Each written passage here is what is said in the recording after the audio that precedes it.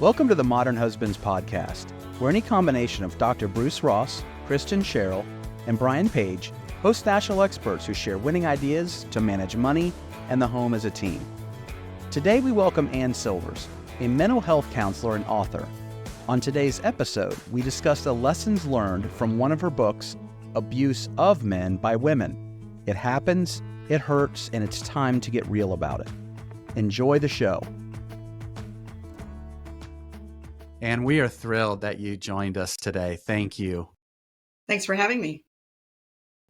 So usually when we are talking about partner abuse, we think of men abusing women, and that's oftentimes the conversation. However, that's not always the case, and that's obviously not the topic of your book. You know, your book is Abuse of Men by Women. It happens, it hurts, and it's time to get real about it.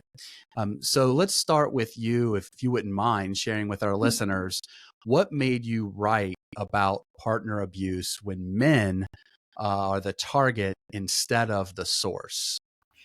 Yeah, so I'm a counselor and self-help author, and my counseling career goes back about 20 years. It's not my first career. So my first career was medical lab technology. I worked in microbiology labs in big hospitals in Canada for about 7 years. And then my second career was being a stay-at-home mom. And when I started that, I had opportunity to do therapy on my childhood. So my first experience of being a therapy client. And it helped me so much, so quickly, that I decided that when I went back into the paid workforce, I wanted to be a counselor. So eventually we moved to the States. And when my youngest was in first grade, I went back to school and started all over at nothing and did the degrees to become a counselor. So when I was doing my Bachelor of Science in Psychology, I also did a minor in women's studies. So at that time, I thought the goal of the focus of my counseling career would actually be on helping women. And with sort of similar backstories to mine. And as I worked on the minor in women's studies, the last class I took was on men, actually. And it opened my eyes to men are struggling and they're not getting help. There's a lack of resources for men. And so I decided I wanted to help men. I didn't know what that would look like. I just knew that that's what I wanted to do. So that's manifested differently over the years. And a couple of years into my counseling practice, I had a guy friend telling me his stories about being abused by his wife. And I was minimizing them until it was very evident that, yeah, this is what's happening. So when I did my minor in women's studies, a lot of those classes were about men abusing women. So I have a strong background about partner abuse. But I realized that, again, lack of resources for men. I had nowhere to send men, who then started coming out of the woodwork once I started talking about this. And I had nowhere to send them. The resources online would start off with this giving lip service to, yeah, okay, it can happen to men too, but not really so important. And then all the examples are a man abusing a woman. So what happens for an abused man who goes to that resource, they're not able to see themselves. In fact, they're back in that thing about, I must be the problem. Mm-hmm. So I wrote the book and, sort of plug along, trying to educate people. And the people willing to listen has grown, especially in the last few years.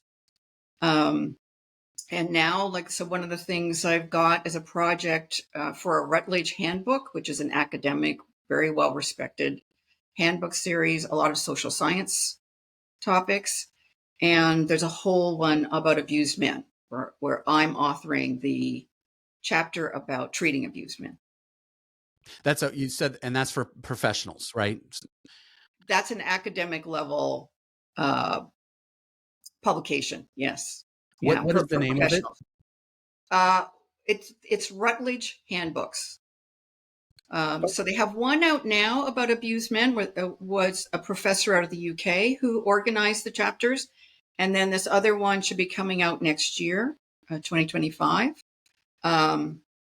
where an American, I think it's two American professors and a Australian or New Zealand professor, all who specialize in abused men. Well, and I mean, it's great that you're doing this work, and coming up through kind of a marriage and family therapy background as well, I have definitely seen this, and that a lot of the resources, a lot of the support systems, I mean, even the domestic violence centers are centered or geared towards women. And so it is, I mean, it's also very just unique that as a woman, you're writing about the abuse of men. I'm curious, you've talked a little bit about how you've gotten involved with this topic area. I'm curious about what your experience, I guess, has been as a woman counseling men, helping men through this abuse process, and what kind of unique perspectives you bring as a woman. Well, I think that I realized early on it was really important for me as a woman to speak out about this because, well, first of all, men who are abused, they're struggling because they're abused, and the culture is not supporting them, and Just so like anyone being abused, they're struggling. yeah, exactly, and they become angry, and justifiably so. But it means that their voice, it makes it even harder for them to be heard when they're trying to present what's happening to them, and they're angry because again they're justifiably angry, but it gets in the way of the message being heard. So I think it's really important for women to stand up and men to get to that healed place where they can then calmly present, this is what happened to me. I want to help other men. And that's sort of where I guide men who are abused, who then want to become advocates, heal, and then, get out there and um, be an advocate for other men. I feel like the worst thing that can be said to a man who's gone through the emotional barriers of being able to openly state I'm a victim is saying, well, it's probably your fault, or normally it's women. That's kind of weird. Or like, I can't even wrap my mind around how that would impact me. I know, well, I can say that I probably wouldn't just share it anymore. I would feel attacked. Is that often the case? Yeah. Yes. And I want to mention that I never use the word victim when I'm talking about men, unless I have to, like for a publication or something like that, where I need a Google search to pick it up. But men don't identify as victims, and so I tend to use the target of abuse or abused. And then too, I find that men might not be comfortable with labeling their partner as abusive, and so then I just step away from that term and go for labeling the behavior manipulative or demeaning or punishing, controlling. Those are words that can be more digestible. And then statistics wise, I think it's really important for people to realize that men are as often abused as women are. And yes, Surprising. I'm using a CDC statistic, and this has been out since like at least 2000, I think maybe 2010. There was maybe one of the research projects. It's based on a general population telephone survey of thousands of people. I have it on my website. If you go to annsilvers.com, no E on Ann, and you plug in to the website search bar, stats, I think it'll populate. And we'll definitely link your website to this Great. podcast. And so what happens is we get these distorted statistics because the DV treatment community is geared around helping women who are abused. And so then there's already a system where men are identified as perpetrators. So they're the ones getting arrested. And then that treatment community goes to that subject pool to say, aha, look, it's men who are abusive and women who are victims. And so it's a closed circle of statistics gathering. And that's why I like the general population statistics. And I think the CDC is a strong source. So I use their stats, and it's similar numbers for men and women when you look at psychological abuse, when you look at even physical abuse. How do you define partner abuse, Anne, and what different kinds of abuse are you talking about? Okay, so the definition of partner abuse is demeaning, controlling, and punishing behavior with a partner. And that partner could be a current partner or an ex-partner. It could be a dating or marriage or cohabitating or like post relationship.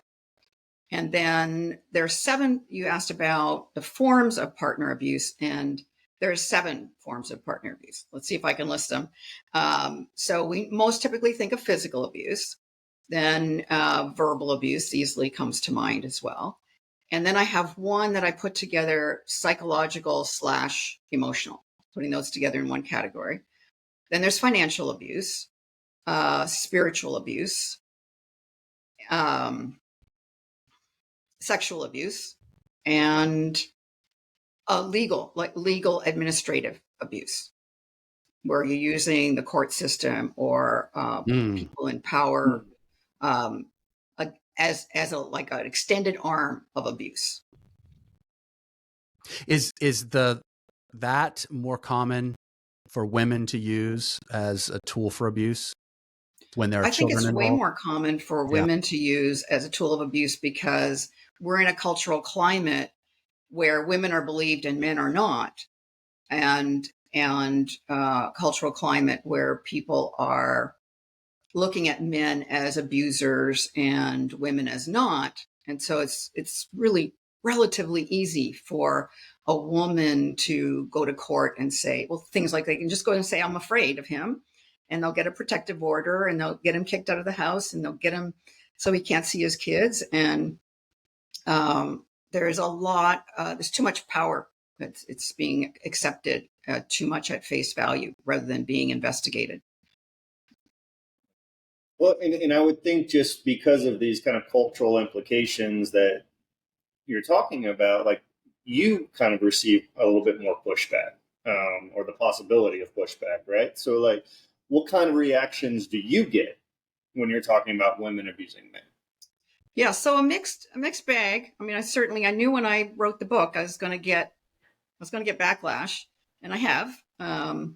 And at the same time as saying that, also there's a lot of people who get it. I mean, they have their brothers and their fathers and their sons and themselves and their buddies who are enduring this. And I think it especially in the last 3 years, the Johnny Depp trial has made a huge difference in public awareness because that came into people's living rooms.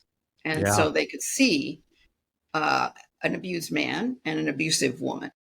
Yeah. And abused, that helped. Powerful, like rich celebrity. That it can happen to someone with all these resources. Exactly. And then we can get a window on, okay, this rich, powerful man had to spend so much money to fight these false allegations.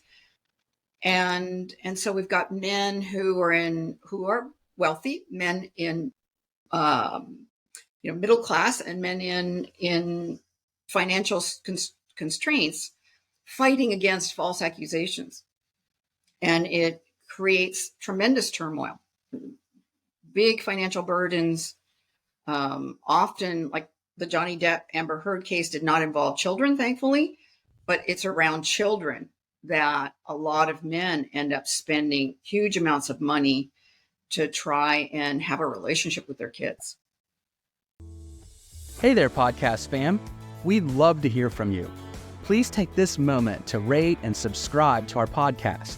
Your feedback fuels our passion to bring you more engaging content. And please text this episode to your friends. It's your support that can help us grow. Now back to the show. So earlier you valiantly described, 7 forms of abuse, and we're able to rattle off all 7. Some of them are a little less familiar to me, and I imagine to our listeners too.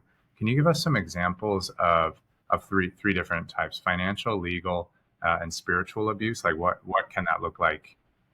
I hesitate to say in practice, but like in a relationship, what can those look like in real life? Yeah, in real life. There you go. Yes. Okay. So you're asking specifically about the less well-known forms of partner abuse, of spiritual abuse, financial abuse, and legal abuse. So I'll start with spiritual abuse. So spiritual abuse can be somebody, and again, I want to return to the motivations are so important in that to demean, control, or punish. And so we can then look at each one of these and ask, so what kinds of behaviors in that realm are demeaning, controlling, and punishing? So if we look at spiritual, it can be demeaning, reasonable spiritual practices, making fun of prayer, let's say, the practice of prayer, and the partner, a reasonable practice of prayer, and the partner making fun of the other partner for that, or getting in the way of their practice. So getting in the way of them attending spiritual gatherings, or their church.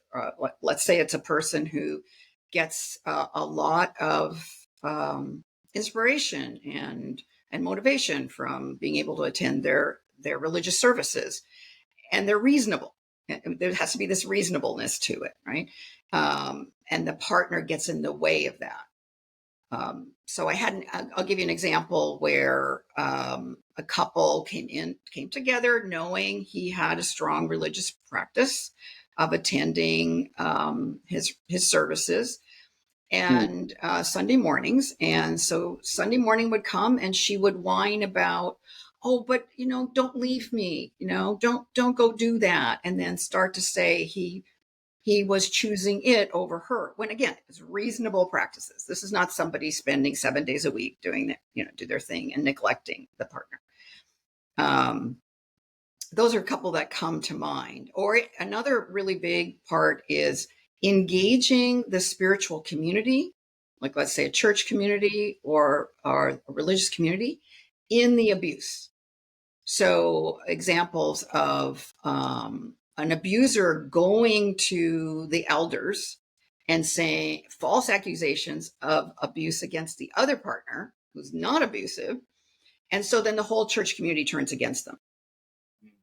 So then at the same time as they're potentially going through a divorce and they need the upliftment and support of the community even more than ever, they are now rejected by the community. So what is an example of what economic abuse or financial abuse looks like? Yes. So financial abuse, there can be many different ways this can manifest. So let's start first with what we normally think of as financial abuse, because we normally think about it as being a man financially abusing a woman, because we think of it as a man has more power, financial power in the relationship. So he's able to be controlling, demeaning, or punishing around finances. Now, you just said that a man will have more financial power in a relationship, which is historically true in almost every instance. Now, one of the things that I would love to know, or we would all love to know, as you explain this, is that money creates an element of power and control that, irrespective of gender, can lead to abuse. Yeah. Yeah. So I just mentioned the traditional male with more financial power than female. Okay. Yeah. So what we see now is that's sometimes flipped, and the female has more financial power than the male. She may be making more money. And so the same sort of financial abuse that we've come to know of controlling the money can happen when the woman has more economic power. in the relationship. And so in that scenario, she may be denying him access to the funds. I've worked with a number of guys who both agreed that he would be a stay-at-home dad. And then what has happened is that he has become financially abused in that situation. I'm not saying that happens all the time. Sure, There's lots sure, of healthy relationships going on where the dad is a stay-at-home dad, sure. but there is room there for it to be abused. And then I've seen it where then that couple breaks up and he's then financially abused in the aftermath of the relationship and demeaned because they both agreed he would take on this role, but now he's not in a traditional male role and he's going through the court system, and that can hamper his ability to get a reasonable outcome. Which brings in that legal abuse. Correct. What? Yeah, like sometimes these overlap. Right. Right. I would imagine then kind of compound upon one another of, their effects, or the negative effects with them, right? Yeah, so let's look at a compounding one where, okay, let's say she was controlling and demeaning and punishing, and it can be any of those in the relationship. So she's abusing him, maybe psychologically during the relationship. And let's say he's a stay-at-home dad. And then a divorce happens, and now she utilizes the legal system to abuse him and false accusations. And so then he's denied access to his children and sent into DV treatment when he has not been, but she's accused, and it got believed. And so now he's in DV treatment, can't see the kids. And I've seen this go on, and a year in, he's still being put back in DV treatment over and over again. New false accusation comes in, and he's a year out, and he hasn't seen his kids. Or if he does, he sees them under supervised visitation. And so it's this compounding thing that it's torturous mentally and hard to get out to the other end and get a good outcome. And then I do want to return to what financial abuse can look like in a traditional financial situation where the man actually is bringing in more money, but still is being financially abused. Okay. So that can look like she's actually controlling the purse strings. So he does bring in the money, but then it goes into accounts where she's controlling it and not allowing him much money. And like an example I can give was a guy who had a business, labor type. So he's working really long hours doing physical labor. She takes on a traditional role of then being the accountant for the company, and she's controlling the money, and there's always money for her to buy things. But then when he wants things like boots that he needs for his work, she's like, oh, no, we don't have money for that.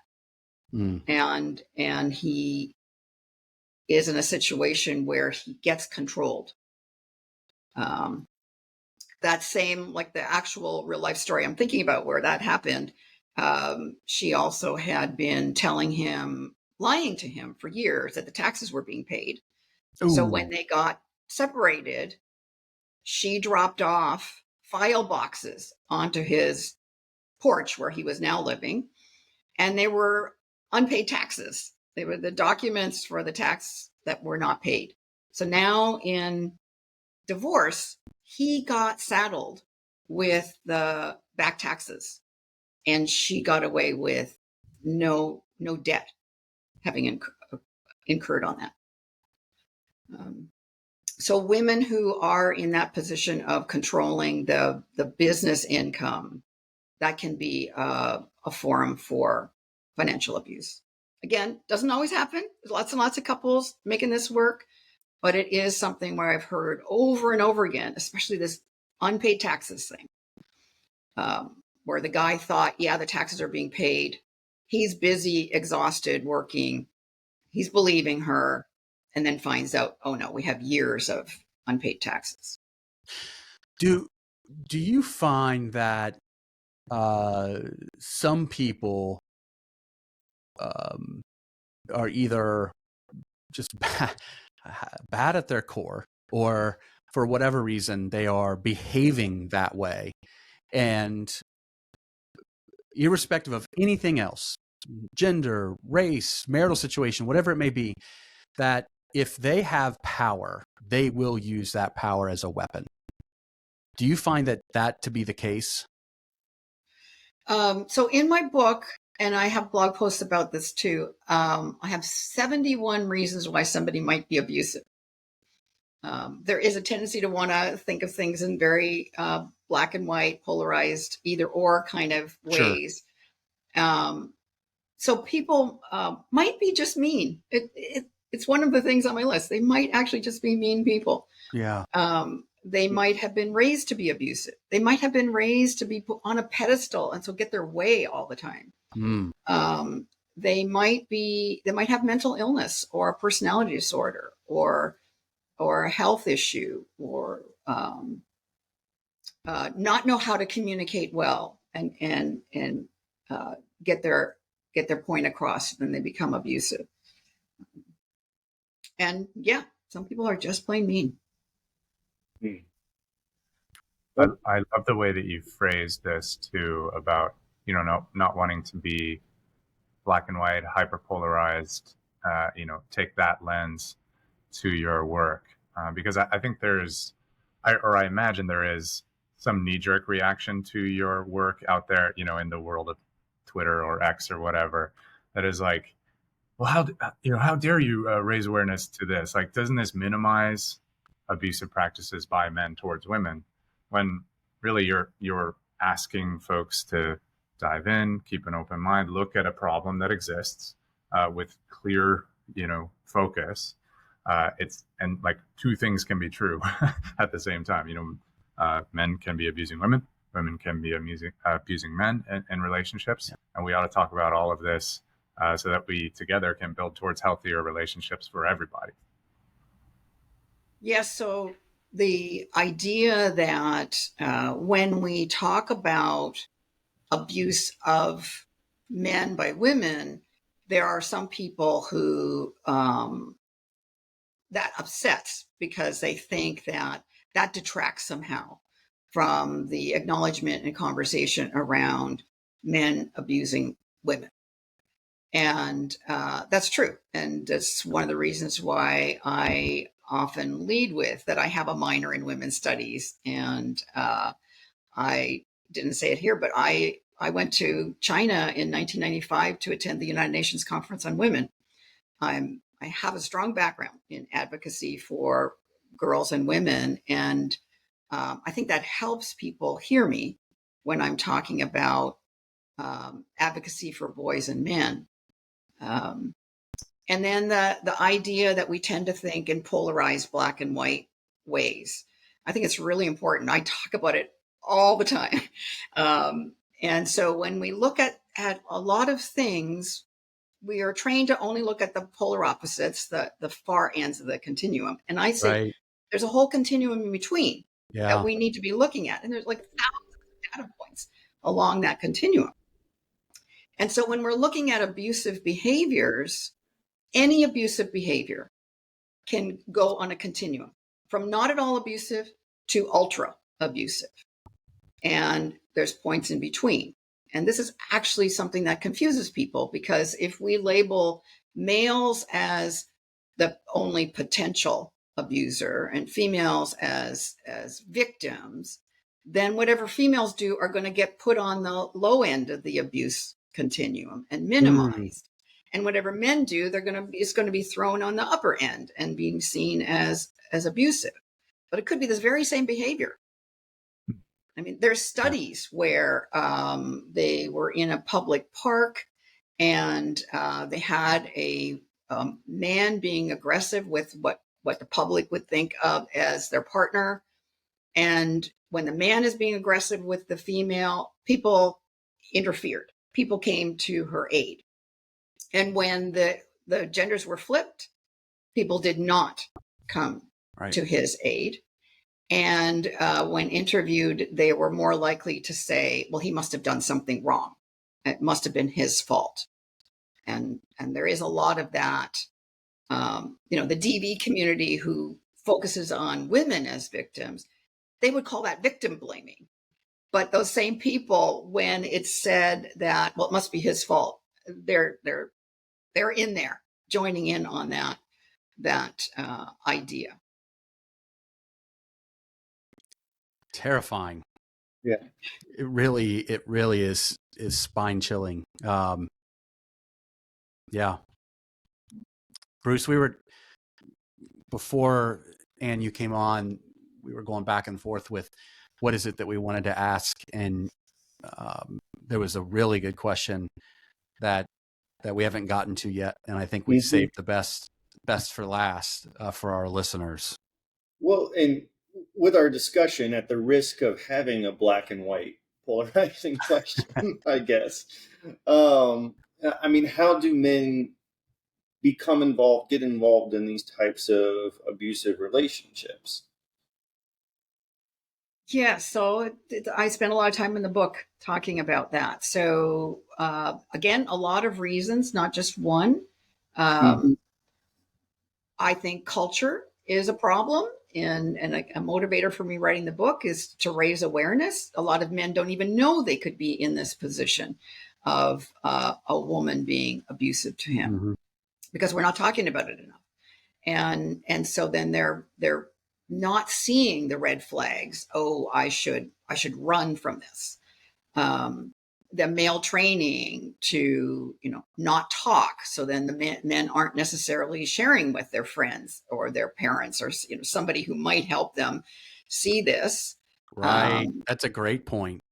Yeah, And men don't talk about their problems with their friends and family openly generally speaking. Yeah, I had not considered that.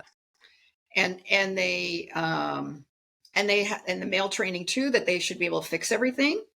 And so there's maybe too much thinking, well, whatever the problem is, I can fix it. There might be overly perseverant through whatever. They might have been raised in an abusive household themselves, and so it might feel fairly natural to them what's happening. There's a lot of different reasons why a man might get pulled in, and then in the book I talk about, and then there's this sales job. I talk about this in the book. I was looking at what do the sales gurus say about what are the steps for making a sale, and I looked at that, and it really parallels what happens in getting pulled into an abusive relationship and then staying there. Wow.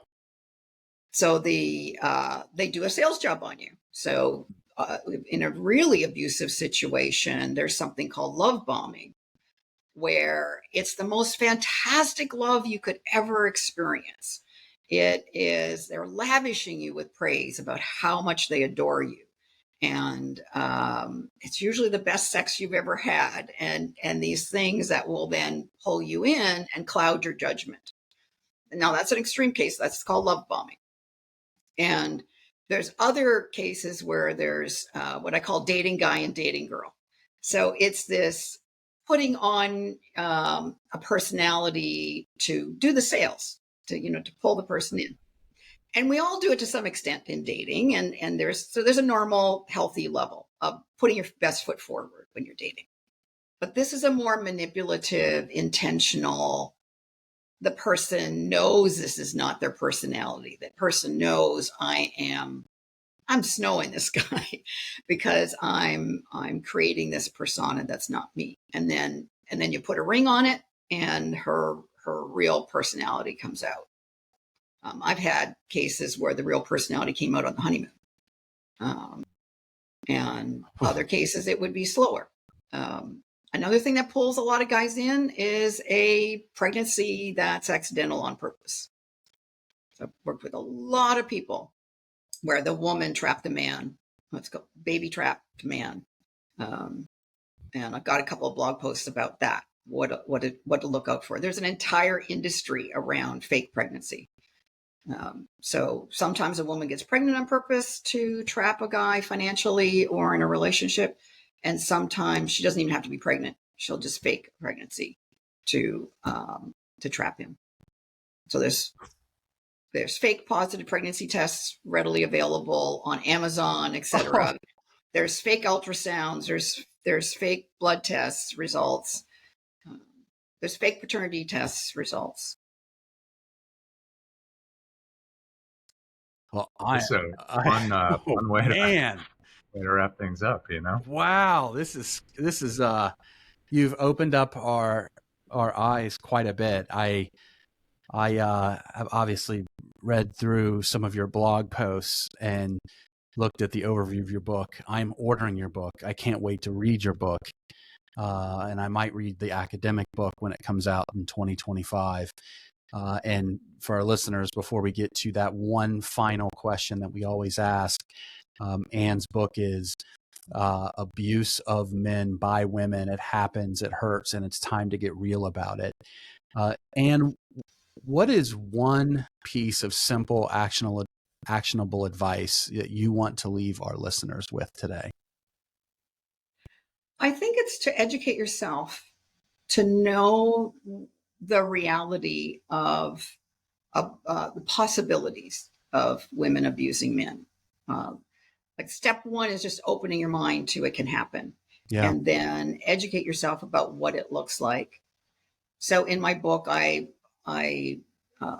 it's very low fluff the way that I write. It's bullet points, easy to read, and real life experiences of men and women, men who are being abused, some women who are abusive. I've got their stories in there as well, and it's snippets of stories so that it's easily digestible. And then I've written 16 self-help books now, and the most recent one I published last summer is a emotional intelligence workbook. So it's the other side of it. It's what to do so that you can digest what's going on in your life and you can find happiness again, and or you can even up your emotional intelligence skills so that you're more aware of what's happening to you when it's happening, and you might be more likely to get out of a bad situation before it gets worse. And that book is called Building Skills to Up-Level Life. That is great to know. And I really appreciate your time today. We all do. We have not addressed this issue as much as we should, certainly not as directly as we did today in past podcast episodes or on our website at modernhusbands.com. But you opened our eyes enough to recognize that and to help us realize that we need to give more attention to this issue for our listeners. Thank you very much for your time today. You're welcome. Thanks for having me. A special thanks to our guest and, of course, to all of our listeners. Don't forget to click subscribe wherever you download your podcast, give us a rating, and share the Modern Husbands podcast with others. Doing so goes a long way in growing our reach. And join your fellow Modern Husbands and have links to our podcasts, articles, and other resources to manage money in the home as a team sent to your inbox every 2 weeks by subscribing to our newsletter at modernhusbands.com. Until next time, be well.